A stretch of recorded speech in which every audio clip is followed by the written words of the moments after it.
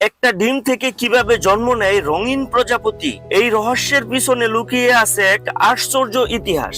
জানেন কি, প্রজাপতির অস্তিত্ব পৃথিবীতে প্রায় 50 মিলিয়ন বছর পুরনো। বিজ্ঞানীরা বলেন আজকের প্রজাপতিরা এসেছে প্রায় 120 থেকে 130 মিলিয়ন বছর আগের মত থেকে। সেই দিনকাল থেকেই তারা আমাদের প্রকৃতির অবিচ্ছেদ্য অংশ।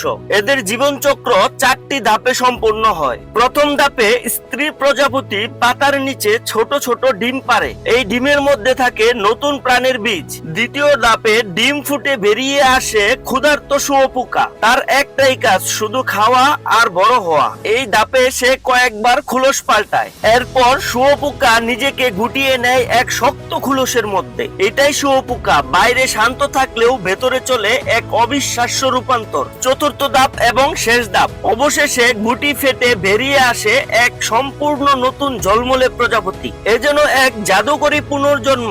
নতুন ডানা মেলে সে উড়ে বেড়ায় বনে, ফুল থেকে মধু খায় আর পরাগায়ন করে প্রকৃতির ভারসাম্য রক্ষা করে। প্রজাপতি শুধু সুন্দর পতঙ্গ নয়, এটি পরিবর্তন, সৌন্দর্য আর পুনর্জন্মের প্রতীক। প্রাচীন মিশর থেকে জাপান পর্যন্ত বিভিন্ন সভ্যতায় এর রয়েছে গভীর তাৎপর্য। প্রকৃতির এমন আরো রহস্যময় ইতিহাস জানতে ইতিহাস ভবন চ্যানেলটিকে সাবস্ক্রাইব করুন। ভিডিওটি ভালো লাগলে লাইক, কমেন্ট, শেয়ার করতে ভুলবেন না।